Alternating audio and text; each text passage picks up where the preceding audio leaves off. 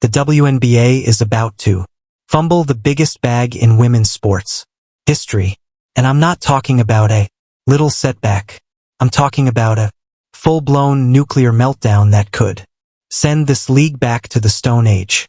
While everyone's celebrating CaitlinClark and record-breaking viewership, behind closed doors there's a war happening that threatens to destroy everything. What's good, everyone? Welcome back to the channel.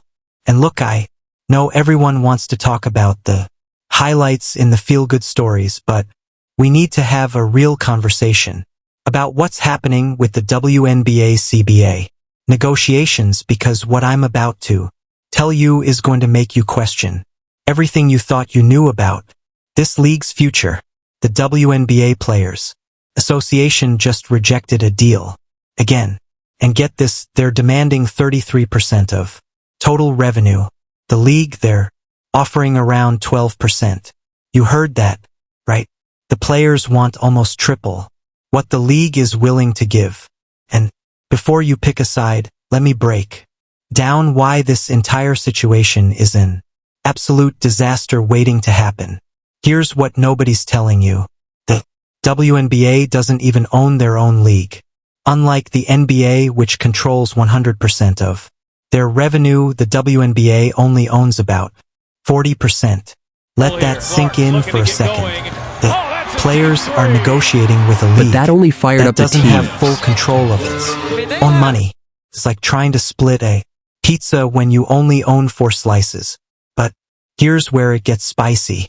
The league just offered to increase the max salary from $220,000 to over $1 million, the minimum salary jumping to around $200,000. That's not a raise.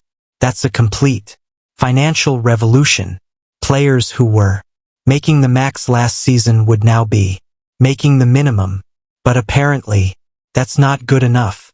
The Players Association says they don't care about the salary increases.